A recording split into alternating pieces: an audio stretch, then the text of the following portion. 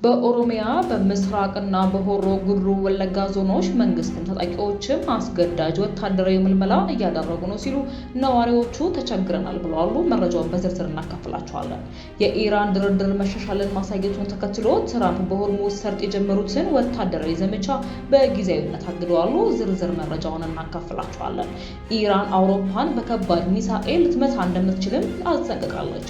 የቮይስ ኦፍ ኢትዮጵያ ቤተሰቦች ሰብስክራይብ ማድረጋችሁን እያስታወስናችሁ በዝርዝር ወደምንመለከታቸው አንዳንድ ጉዳዮች እናልፋለን።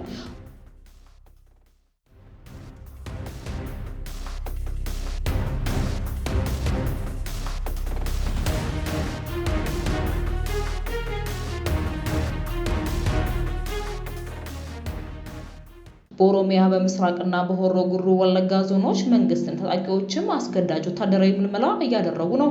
ነዋሪዎች ተቸግረናል ብለዋል። በተለይም በአካባቢው ሰፊ ምርት የሚገኝበት የበቆሎ እርሻ ወቅት ቢሆንም ነዋሪዎች በተለይም አርሶ አደሮች እስርና የግዳጅ ወታደራዊ ስልጠናን በመስጋት እርሻቸውን ጥለው ወደ ሌላ አካባቢ ያሉ ዘመዶቻቸው ጋር እንደሚደበቁም ነግረውናል። ዋዜማ ያነጋገረቻቸው የሆሮ ጉድሩ ወለጋ ዞን ነዋሪዎች እንደገለጹት በመንግስት የጸጥታ ኃይሎችና በአካባቢው ሚሊሻዎች እየተፈጸመ ያለው የጅምላ አስገዳጅ ወታደራዊ ምልመላ ማንኛውንም የህብረተሰብ ክፍል የሚመለከት ነው ብለዋል። ሰዎች በቤት ለቤት ፍተሻ ከገበያ፣ ከሃይማኖት ስፍራዎች፣ ከደስታና ከሀዘን ስነ ስርዓቶች ላይ ጭምር ታፍሰው በሚወሰድበት ሁኔታ እንዳለ በመጥቀስ ሁኔታው በገጠሩ አካባቢ እየበረታ መምጣቱን ተከትሎ አንዳንድ ነዋሪዎች ወደ ከተማ ገብተው ለመደበቅ ቢሞክሩም በከተማዎችም ውስጥ ተመሳሳይ ችግር እየተፈጠረ በመሆኑ መሸሸጊያ እንዳጡም ተናግረዋል። ምልመላውም ሆነ በዚህ አካባቢ የሚሰጠው ስልጠና የጤና እክል ያለባቸው ዜጎች እንኳን ግምት ውስጥ ያላስገባ መሆኑን አንድ ነዋሪ ሲገልጹ፣ አንድ ከቤት የወሰዱት ጎረቤት የሚጥል በሽታ አለበት፣ ዘወትር መድኃኒት ይወስዳል። ታፍሶ ከተወሰደ በኋላ ለጸጥታ ኃይሎቹ ስለመሙ ቢያስረዳም የሕክምና ማስረጃውን የሚያይለት ወይም አቤቱታውን የሚሰማ አካል አላገኘም ብለዋል። በሆሮ ጉድሩ ወለጋ ዞን አቤ ዶንጎ ወረዳ የጸጥታ ሁኔታ ይበልጥ አሳሳቢ መሆኑን የሚገልጹት ነዋሪዎቹ በወረዳው አካባቢውን ከሸኔ መከላከል በሚል ምክንያት ከመንግስት የጸጥታ ኃይሎች በኩል የሚደርስባቸው ጫና እየበረታባቸው እንደሆነ አስረድተዋል።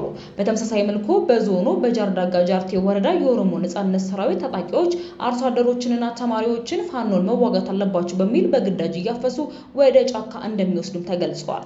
ነዋሪዎቹ ለዋዜማ እንደተናገሩት በአንድ በኩል የመንግስት የጸጥታ ኃይሎች ታጣቂዎችን ትደግፋላችሁ በሚል ያፍሷቸዋል፣ በሌላ በኩል ደግሞ ታጣቂዎች ለመንግስት መረጃ ታቀብላላችሁ በሚል ጥቃት ይሰነዘርባቸዋል ብለዋል።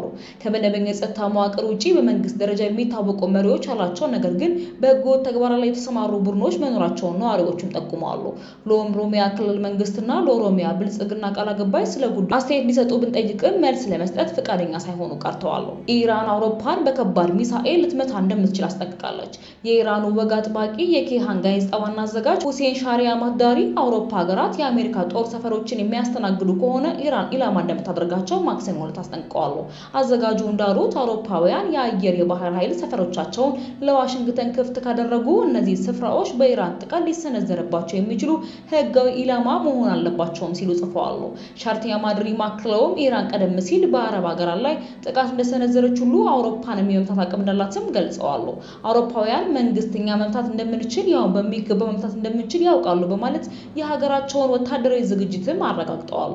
እንደ ጋዜጣው ዘገባ አውሮፓ ለኢራን ጥቃት በጣም ተጋላጭ መሆኗንና ጥቃቱን የመቋቋም አቅም እንደሌላትም ተጠቅሷል። ይህ ማስጠንቀቂያ የወጣው በዩናይትድ ስቴትስ እና በኢራን መካከል ያለው ወታደራዊ ውጥረት እየተባባሰ በመጣበትና አውሮፓን በዚህ ግጭት ውስጥ ልትሳተፍ ትችላለች ተብሎ በሚሰጋበትም ወቅት ነው። የቮይስ ኦፍ ኢትዮጵያ ቤተሰቦች ሰብስክራይብ ማድረጋችሁን እያስታወስናችሁ ወደ ምርጫ ዘገባችን እናልፋለን።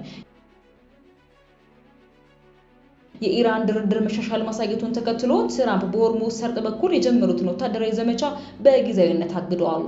የአሜሪካው ፕሬዝዳንት ዶናልድ ትራምፕ ከኢራን ጋር የተደረገ ያለውን ድርድር መሻሻል ማሳየቱን በመጥቀስ በሆርሙዝ ሰርጥ በኩል የሚያርፉ መርከቦችን ለማጀብ ተጀምሮ የነበረው ወታደራዊ ዘመቻ ለጊዜው እንዲቆም ትዕዛዝ አስተላልፈዋል።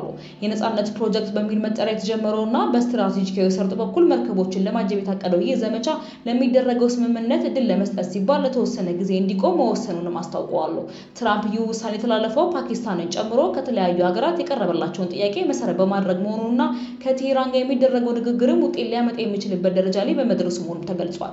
ይህ የጊዜያዊ እገዳ ውሳኔ ቢተላለፍም ከግጭቱ ጋር የተያያዘው የባህር ላይ እገዳ አሁንም የቀጠለ መሆኑ የሁኔታውን አሳሳቢነትና ተለዋዋጭነት የሚያመላክትም ሆኗል።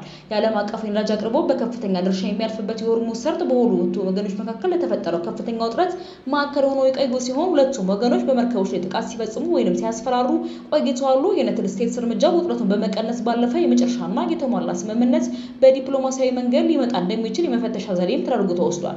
ይህ የሆነው ዓለም አቀፍ የኢነርጂ ገበያውን ባናወጣውና በሺዎች የሚቆጠሩ መርከበኞችን በአረብ ባህረ ሰላጤ ውስጥ መንቀሳቀስ እንዳይችሉ ባደረገው ከፍተኛ ፍጥጫም ወቅት ነው። ምንም እንኳን ባለስልጣናት በንግግሩ የታላቅ መሻሻል መታየቱን ቢገልጹም በዋሽንግተንና በቴህራን መካከል ያለው ጥልቅ አለመተማመንና ተቃራኒ ፍላጎቶች ዘላቂ ስምምነት ላይ ለመድረስ እንቅፋት ሊሆኑ እንደሚችሉም ተንታኞች በሰፊው እየዘገቡና በማስጠንቀቅ ላይ ይገኛሉ። የቮይስ ኦፍ ኢትዮጵያን ቤተሰቦች ለዛሬ ያገኘናችሁ ዘገባዎች እነዚህን ይመስሉ ነበረ። በሌሎች አዳዲስና ወቅታዊ መረጃዎች ዳግም እስክንገናኝ ሰብስክራይብ ማድረጋችሁን እያስታወስናችሁ በደህና ቆዩ።